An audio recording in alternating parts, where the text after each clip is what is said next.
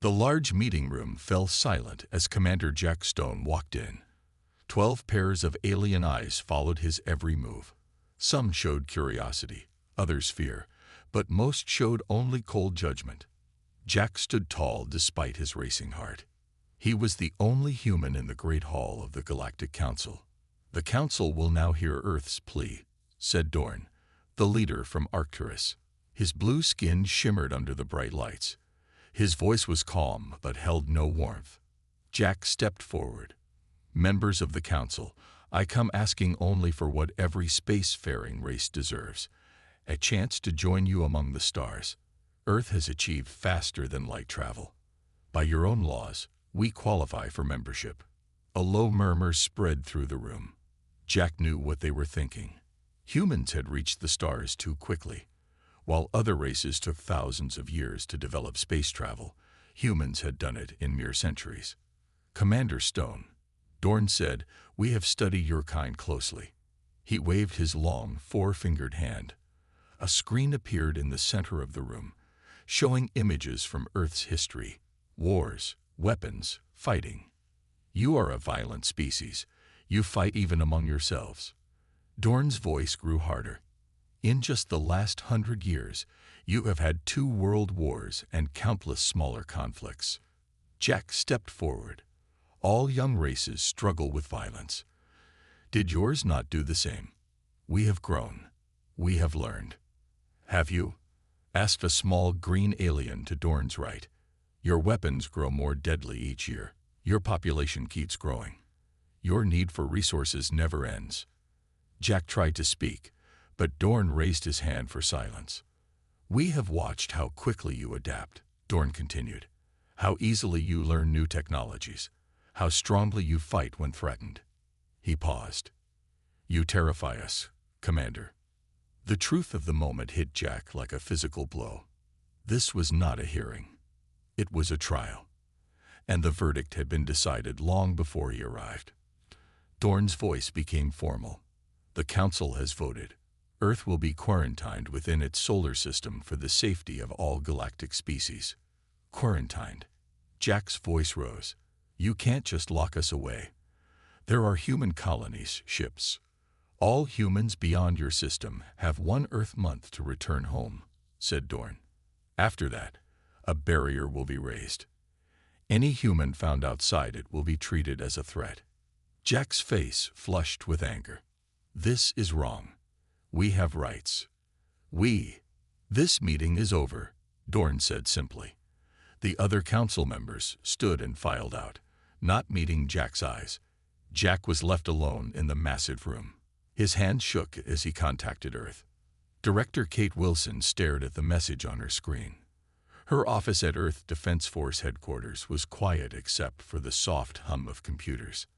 Outside her window, the lights of New Geneva shone in the night. "So, they fear us," she said softly to herself. She had expected this. For 3 years, she had warned the World Council that alien contact might not be friendly. For 3 years, they had called her paranoid. Kate pressed a button on her desk. "General Adams, please come to my office. It's time for diaspora." 10 minutes later, a gray-haired man sat across from her. His uniform was decorated with medals from wars fought only on Earth. Soon, he might earn ones for battles fought among stars.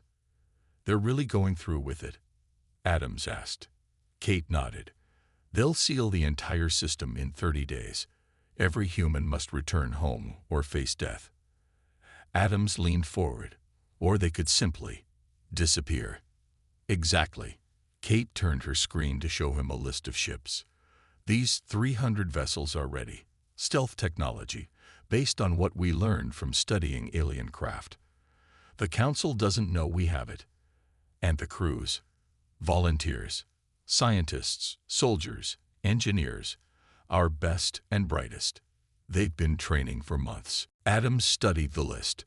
30,000 people won't rebuild a civilization. "They won't have to," Kate said firmly. "They just need to survive, learn, and grow. Until we can break the barrier. And if we can't break it," Kate's eyes hardened, "then they become our legacy among the stars. Jack Stone's ship landed at Kennedy Spaceport 3 days later. Crowds had gathered, angry and afraid. News of the quarantine had spread fast. Riots had broken out in major cities. For the first time in decades, Earth's nations faced a common threat. As Jack stepped out, the world president was waiting. Her face was grim. "Commander, I'm sorry," she said. "It's not your fault," Jack replied. "They fear what they don't understand. And they don't understand humans at all." They walked toward the waiting car as reporters shouted questions. "Is it true?" the president asked quietly. 30 days until we're cut off." "Yes, they're building some kind of energy barrier at the edge of our solar system. Nothing in, nothing out. Then we need to get our people home." Jack looked at her. "What about Director Wilson's plan?" The president's face showed no surprise that Jack knew about the classified project. "Diaspora proceeds as scheduled. The council will look for official ships, military vessels. They won't notice small, unmarked craft slipping away in the chaos." "How many?"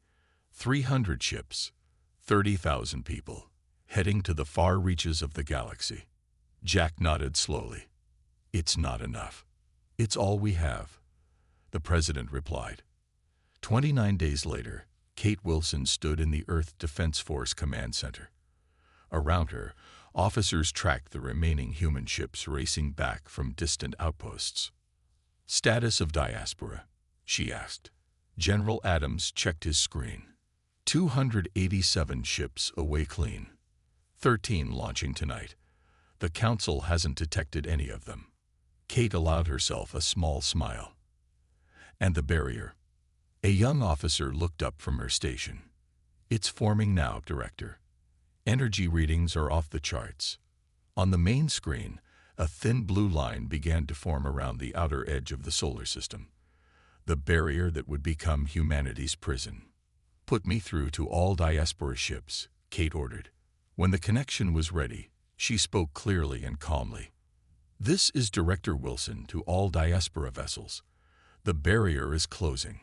Earth will soon be cut off. You carry the free future of humanity with you." She paused. "We do not know when, or if, we will speak again. But know this, Earth will never stop fighting to rejoin you. Until that day, survive. Learn. Grow. The stars were meant to be ours, and one day, they will be." As she finished, the barrier completed its circuit around the solar system. Earth was officially exiled. In the silence that followed, General Adams stood beside her. "What now?" he asked. Kate turned to him, her eyes hard with determination. Now we start planning how to break out." 20 years had passed since the day Earth was locked away behind the energy barrier. 20 years since the Galactic Council had decided humans were too dangerous to walk among the stars. They were wrong. On the frozen planet called Terminus, Tom Reed walked across ice that would crack the bones of most alien species. The temperature was 80 degrees below zero. The air so thin that any of the council races would die in minutes. But Tom was human, and humans adapted. "Mining Team 3 reports another rich vein, sir," said his assistant through the radio in his helmet. Tom smiled. "Tell them good work. We'll start processing tonight." He looked up at the strange stars overhead. This world was far from major trade routes, chosen because no one else wanted it. The council races evolved on comfortable planets with ideal conditions. They never learned to thrive in harsh places. That was their mistake. Tom's mining operation pulled rare minerals from the ice, minerals that starship engines needed, minerals worth a fortune to the right buyers. "Sir," his assistant called again. "The traders are here early." "I'll be right there," Tom answered. Inside the main dome, 3 aliens waited. They were not council members, but free traders from a species called the Vex. They looked like tall, thin humans with gray skin. They didn't ask questions about where the humans came from. They only cared about business. "Reed," the lead trader said with a nod. "Your last shipment was excellent. We've brought double the usual payment." Tom shook the alien's hand, a custom the Vex had learned to accept. And we have double the usual minerals ready for you. Neither mentioned that these minerals would eventually reach Council worlds. Neither mentioned that the credits paid would help fund other human outposts across the galaxy. Some things were better left unsaid. In the asteroid belt of the Sirius system, Dr. Lisa Moore floated in zero gravity, studying the holographic display before her. Around her, 20 human scientists worked at similar stations. "Try the frequency adjustment again," she ordered. "Increase by 12%. Her team had spent 5 years reverse engineering the barrier technology that imprisoned Earth. Not to break it, not yet, but to understand it. Dr. Moore called a young scientist. "Look at this pattern. It matches the energy signature we recorded from the Council's shields." Lisa pushed herself across the room to examine the data. "Yes," she whispered. "It's the same basic technology." This was the breakthrough they had been waiting for. If the barrier used the same principles as standard Council shields, then perhaps they could find a weakness. Lisa touched the communication panel on her wrist. "Contact all research stations. Priority message, keyword, gateway." We found the connection. Within hours, human scientists across 20 hidden outposts would be sharing data, building on her discovery. The Council thought they had contained humanity. Instead, they had merely scattered the seeds of their own downfall. On the jungle planet Varda, rain poured down on the training grounds as Mike Davis watched his soldiers run the combat course. 50 men and women moved through the mud, carrying weapons adapted from alien designs. "They're getting better," said his second-in-command. Mike nodded. "They need to be. The Krell pirates are getting bolder. Last week, they hit a settlement just 2 systems away. The military base was hidden deep in the jungle. From orbit, it looked like nothing more than local animal activity. But beneath the canopy, 500 humans trained for war. Not to fight the Council, not yet, but to protect the growing network of human settlements. To ensure that humanity's foothold among the stars remained secure. "Sir," a communications officer approached. "We've received a coded message from Sirius Research Station. It's marked Gateway." Mike's heart beat faster. Gateway was the project to someday free Earth. Any news on that front was important. "I'll take it in my office," he said. As he walked through the rain, Mike thought about Earth. He had been only 10 years old when the exile happened. His parents had been scientists selected for the diaspora mission. Sometimes he still dreamed of blue skies and green fields that weren't trying to kill you with poisonous spores. Someday, he thought, someday we'll go home, and we'll bring an army with us. Back on Earth, old Jack Stone sat in his garden, looking up at the night sky. At 82, his hair was white, and his body frail, but his mind remained sharp. The young woman approached. "Grandfather, it's getting cold. You should come inside." Jack shook his head. "Not yet, Mary. I'm waiting." "For what?" He smiled. "For a miracle." Inside the house, Jack's secure communication device chimed. Only 3 people had access to that frequency. Mary helped him to his feet. "What is it?" "Maybe my miracle," he said. In his study, Jack activated the device. It had been built 20 years ago, designed to work through the quantum entanglement principles that even the barrier couldn't stop. A message appeared on the screen. Just a few words, but enough to make tears form in the old man's eyes. "We haven't forgotten. We are coming." Jack sank into his chair. "They're alive," he whispered. "The diaspora worked." Mary looked confused. "Who's alive? What's diaspora?" Jack had never told his family about his role in the secret mission. It had been too dangerous. But now, "Sit down, child," he said. "It's time you learned the truth. Humanity isn't just on Earth anymore. We're out there, among the stars. Hidden. Growing stronger." He pointed to the message, "And someday they'll find a way to bring down the barrier." "The Council would never allow it," Mary said. Jack laughed. "The Council doesn't know humans very well. They think they contained us. Instead, they forced us to become exactly what they feared, a species that could survive anywhere, adapt to anything, and never, ever give up.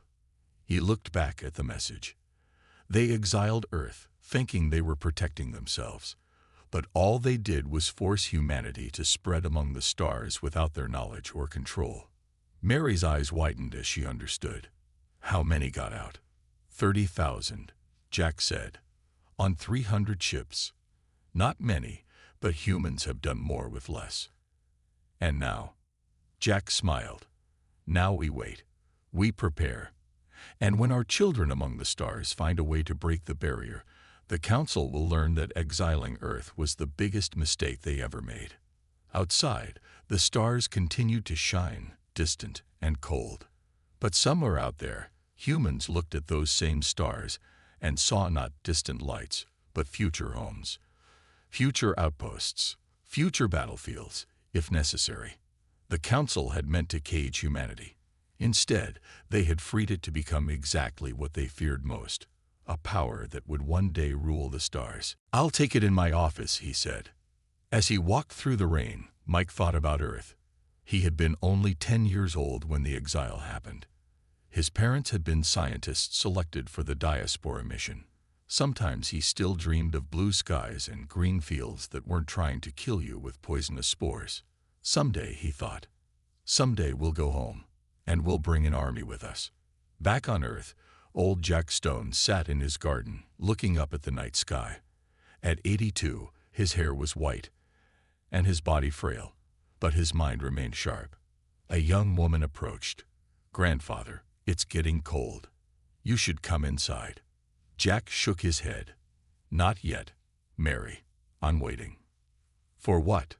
He smiled. "For a miracle." Inside the house, Jack's secure communication device chimed. Only 3 people had access to that frequency. Mary helped him to his feet. "What is it?" "Maybe my miracle," he said. In his study, Jack activated the device. It had been built 20 years ago, designed to work through the quantum entanglement principles that even the barrier couldn't stop. A message appeared on the screen. Just a few words, but enough to make tears form in the old man's eyes. "We haven't forgotten. We are coming." Jack sank into his chair. "They're alive," he whispered. "The diaspora worked." Mary looked confused. "Who's alive? What's diaspora?" Jack had never told his family about his role in the secret mission. It had been too dangerous. But now, "Sit down, child," he said. "It's time you learned the truth. Humanity isn't just on Earth anymore.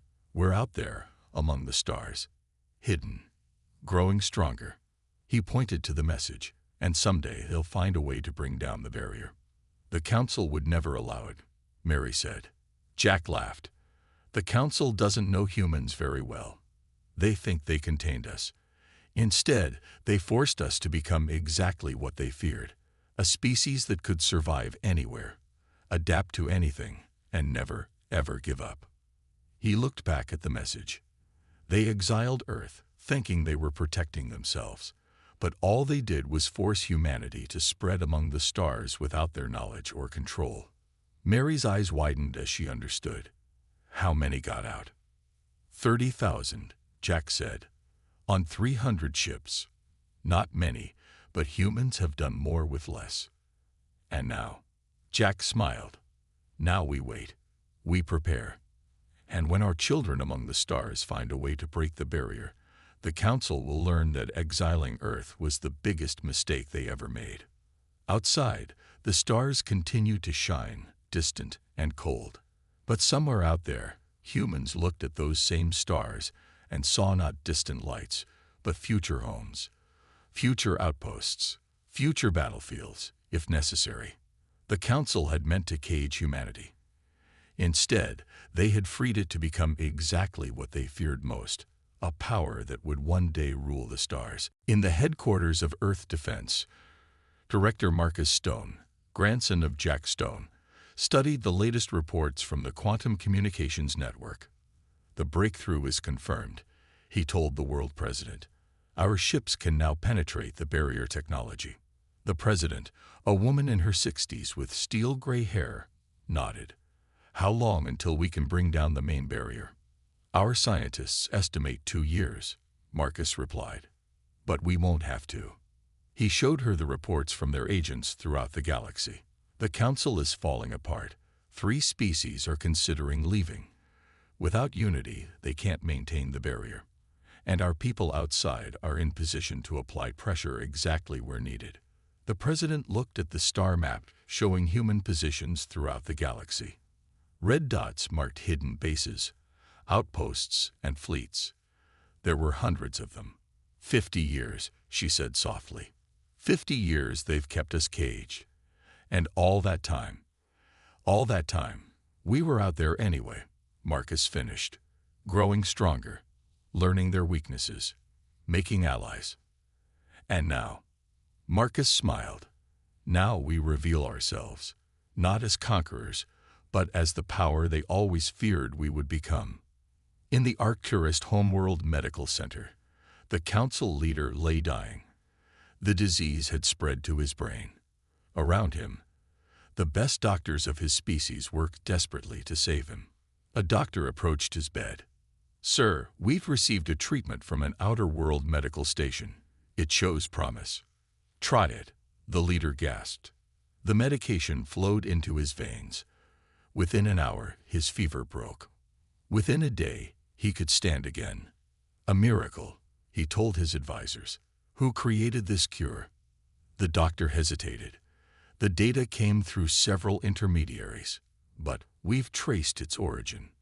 Well, who do we thank for saving our people? The doctor took a deep breath. The genetic markers suggest the treatment was designed by humans. Silence fell over the room. The leader sank back into his chair. "Impossible," he whispered. "The humans are trapped on Earth." "Apparently not all of them," the doctor said. "And sir, according to our analysis, they've had this treatment for over 200 years. They could have shared it decades ago." The leader looked out the window at his city, where thousands of his people were now recovering thanks to human medicine. "Why would they help us?" he asked. "After what we did." No one had an answer. But in that moment, the first seed of doubt was planted in the heart of the council's strongest anti-human voice. Perhaps they had been wrong about humanity all along. And if they were wrong about that, what else had they misjudged? 100 years had passed since Earth's exile. 100 years of planning, waiting, and working from the shadows. Now, the time had come for humanity to step into the light. In the great council hall, the meeting was not going well. Only 7 of the 12 founding species were present. Empty seats showed where former members had once sat. "Proxima has officially withdrawn from the council," announced the chairman, his voice echoing in the half-empty chamber. "They cite unfair trade practices and lack of protection for their outer colonies." Murmurs spread through the remaining delegates. This was the 4th species to leave in the past year. The once mighty Galactic Council was crumbling. None of them knew the truth. None of them realized that humans had carefully planned this moment for decades. Outside the council hall, Ambassador Vaz of Proxima removed his ceremonial robes for the last time. In his private ship, he activated a secure communication device. "This is Cooper," he said, using his real name for the first time in 20 years. "Proxima withdrawal complete. Moving to Phase 4. James Cooper looked at himself in the mirror as he carefully removed his alien disguise. The face that looked back at him was human, older than he remembered, lined with the strain of living a double life for so long. Was it worth it? He asked his reflection. The answer came in the form of a message on his screen. "Earth awaits your return, hero of the diaspora." James smiled. Yes, it had been worth every difficult day. On the council homeworld, an emergency session had been called. The remaining members gathered to discuss the crisis. "Without Proxima's fleet, we cannot patrol the eastern sectors," said one member. "Without Betelgeuse's resources, we cannot maintain the Earth barrier at full strength," said another. The Arcturus leader, grandson of Dorn, looked troubled. Perhaps Perhaps we should reconsider the Earth quarantine. It has been a century. Humans may have changed. Changed, said another delegate with a laugh. Surely you jest. Humans are dangerous. The barrier stays. I am not so sure anymore, the Arcturus leader replied. They saved our species from extinction when they could have let us die. Is that the action of a dangerous race? Before anyone could answer, the chamber's main screen activated without warning. On it appeared a human face, a woman in her 40s with dark hair and determined eyes. Greetings, council members, she said. I am Director Helen Foster of the Human Diplomatic Corps. Shock rippled through the chamber. For a moment, no one spoke. This is impossible, the chairman finally said. Humans are contained on Earth.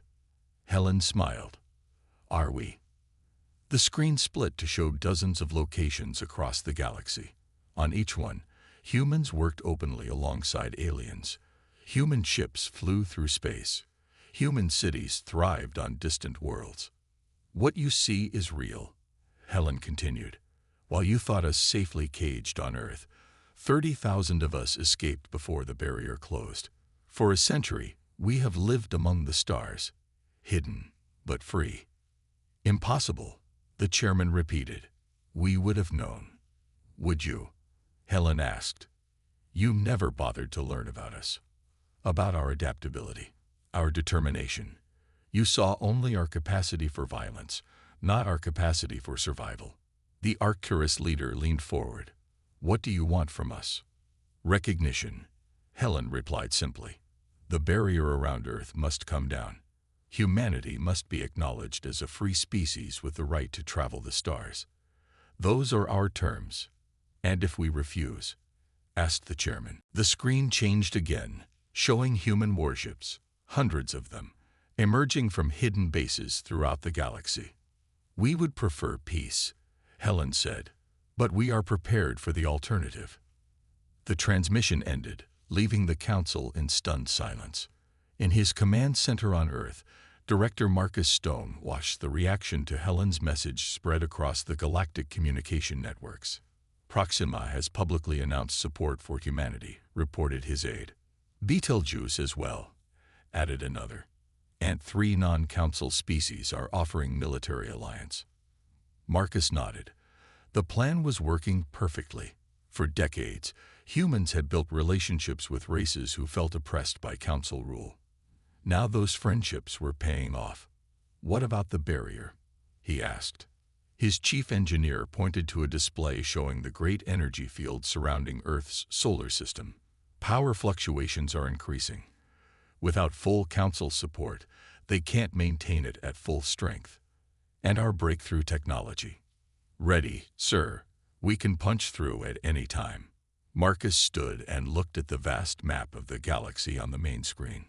Red dots showed human positions, thousands of them, spread across hundreds of star systems. Send the order, he said. Operation Homecoming begins now. On the edge of Earth's solar system, a fleet of 100 human ships approached the barrier. They were the newest vessels in Earth's defense force, built during the long years of exile.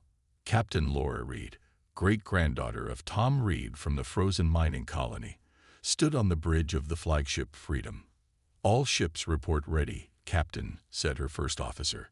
Laura nodded. Activate the phase shields. Around each ship, a special energy field formed, the result of 50 years of research into the barrier technology. Forward, slow speed, Laura ordered.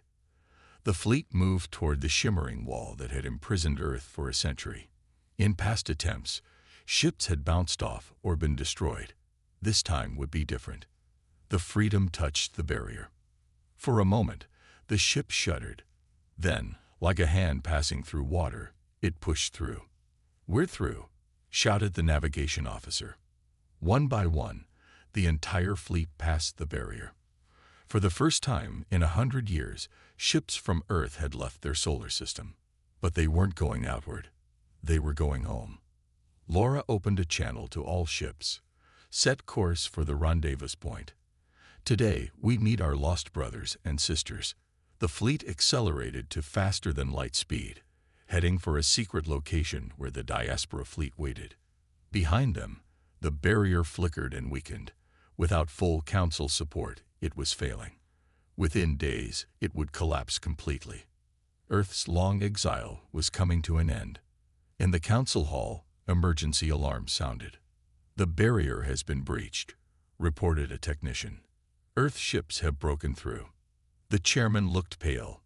"Impossible. The technology is beyond them." The Arcturus leader laughed bitterly. "Is it?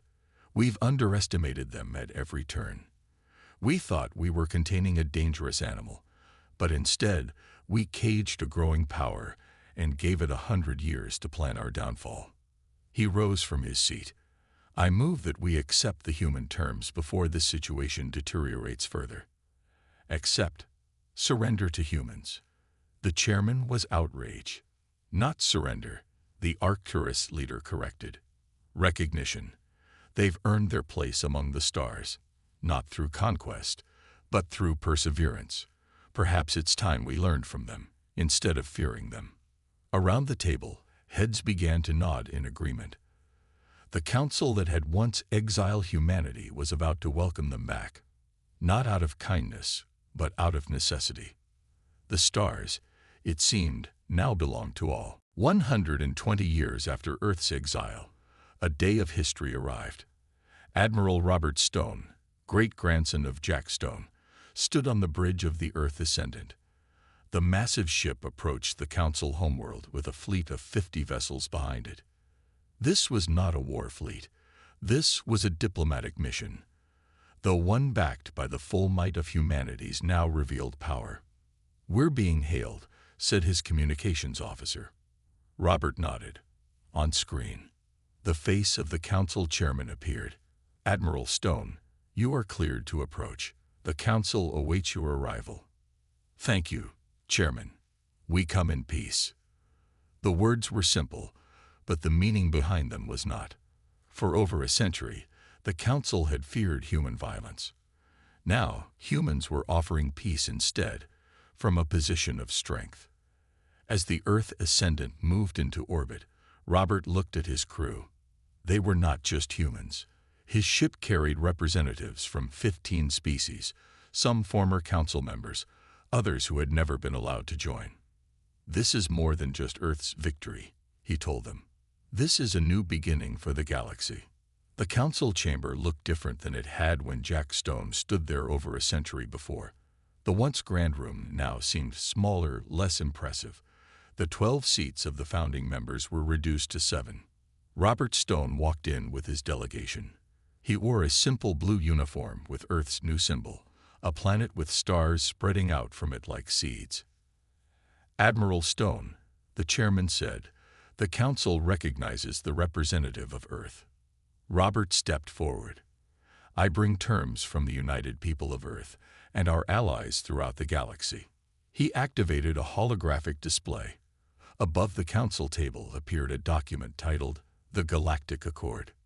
"First, the barrier around Earth's solar system will be permanently deactivated," Robert said. The council members nodded. With the barrier already failing and human ships able to pass through it anyway, this was just a formality. "Second, humanity will be recognized as a full member of galactic society, with all rights and privileges." Again, the council members nodded.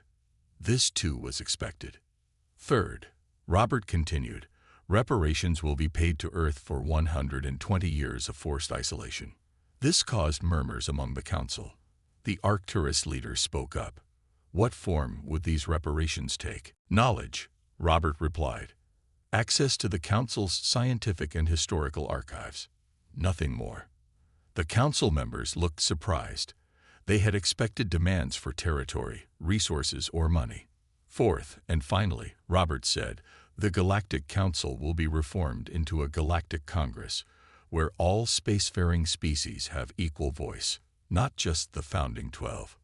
Now the council chamber erupted in protest. The chairman banged his gavel for order. "This is outrageous," said one member. "The council has maintained order for 10,000 years." "Has it? Robert asked calmly. 4 of your founding members have left. Dozens of species live under rules they had no part in making.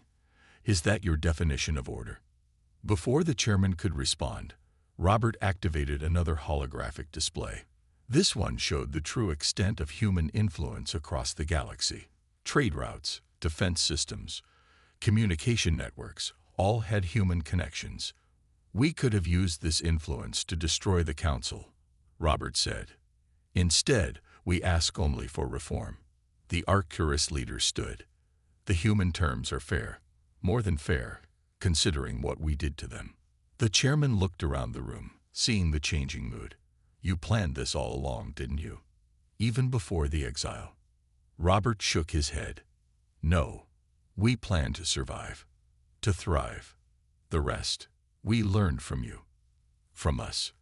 The chairman seemed confused. Yes, you taught us that power concentrated in few hands leads to fear and injustice. So we built something different, partnerships based on mutual benefit, not dominance. He gestured to his diverse crew. That's why we're here with allies, not alone. That's why our terms speak of reform, not revenge. As if on cue, ships appeared on the orbital display, vessels from 24 non-council civilizations, positioning themselves alongside the human fleet. The chairman looked at the display, then back at Robert. It seems we have no choice. There is always a choice, Robert replied. Choose cooperation. Choose progress. Choose to build something better than what came before. After a long moment, the chairman nodded. The Council will accept Earth's terms.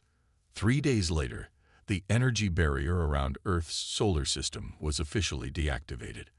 The ceremony was broadcast to thousands of worlds across the galaxy. On Earth, people gathered in cities and towns to watch the sky. For generations, they had seen the faint blue glow at night, a constant reminder of their prison. Now, it faded away forever. Director Marcus Stone stood with the world president on a platform in New Geneva. Above them, the barrier dissolved like mist in morning sunlight. A historic day, the president said. Marcus nodded. My great-grandfather would have been proud. Jack Stone, the president said. The man who started it all. He never gave up hope, Marcus replied. None of us did. In orbit, the first ships from the diaspora fleet entered Earth's atmosphere. After more than a century, the scattered children of Earth were coming home. They brought with them gifts of knowledge, technology, and friendship from across the galaxy. They brought stories of worlds humans on Earth had only dreamed about. Most importantly, they brought proof that humanity had earned its place among the stars. 1 year later, the first meeting of the new Galactic Congress was held on a neutral world. Representatives from 57 spacefaring civilizations attended, including Earth. Admiral Robert Stone, now serving as Earth's delegate, took his seat among them. It was not at the head of the table. It was not in a position of special power. It was simply one seat among equals, exactly as it should be. The Congress's first act was to establish the Free Travel Accord, ensuring that no species would ever again be forcibly confined to their home system. As Robert looked around the room at the diverse beings working together, he thought about the long journey that had brought humanity to this moment. The Council had exiled Earth out of fear of human adaptability, human determination, human strength. They had fought to contain a dangerous species. Instead, they had forced humanity to become something greater than it might have been otherwise. Not conquerors, but survivors. Not rulers, but partners. Not feared, but respected.